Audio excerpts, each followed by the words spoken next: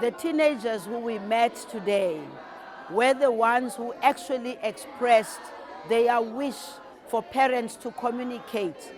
And it was the children, the teenagers who were here, who said communication is a two-way process. It's never a one-way process. They also need to be heard.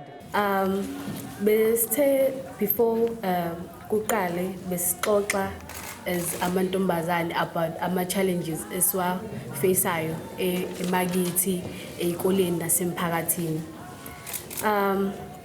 Mina bengingathanda ukukhuluma ngakho ama-challenges esiwafaceayo emakithi. Okuwukuthi yena uthi unihlala emakini iningi lethu abanye abazali bethu banama-anger issues. Okuwukuthi abakwazi ukuthi ba-communicate nathi kahle as abantwana babo. Okuwukuthi umzali ugcine sekubeka isandla, hayi ukuthi ngoba nakho ediscipline wena as umntwana, kodwa sekubeka isandla engathi ushaya untanga yakhe. So mina bengathanda ukusho ukuthi yena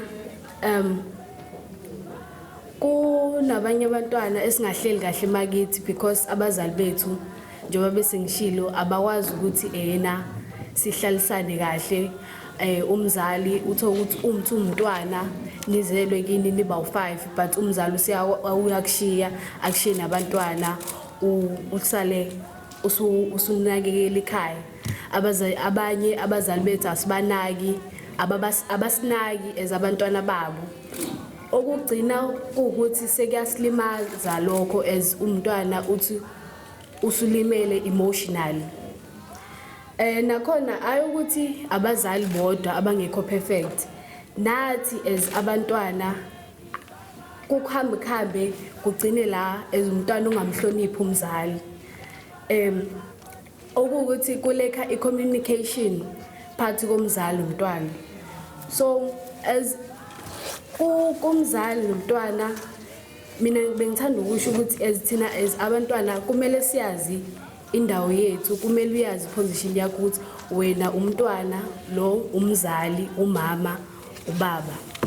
So ebengithanda ukusho ukuthi asifunde indlela ukuthi sikwazi ukuthi si-communicate, ukwazi ukuthi ukhulume nomzali usho ukuthi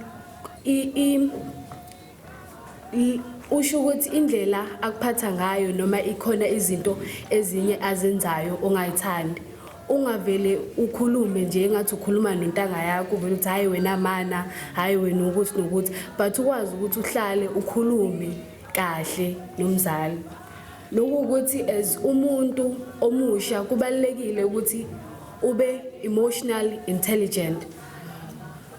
Mingachaza ukuthi kuba emotional intelligent ilawo ungavumeli ukuthi ucontrolwe ama-emotions akho, but ukwazi ukuba ne-control over ama-emotions akho. Ungakwazi ukuthi u-acte udiniwe, u-acte ngendlela ophatheke ngayo ngaleso sikhathi leso. So iyona enye yama-challenges leyo ukuthi yena emakhaya i-communication ayikho phakathi komzali nomntwana, okugcine sekubanga ingxabano ekhaya sengasekho kuhle, usuthola ukuthi usulimele emphefumulweni. Ngiyabonga.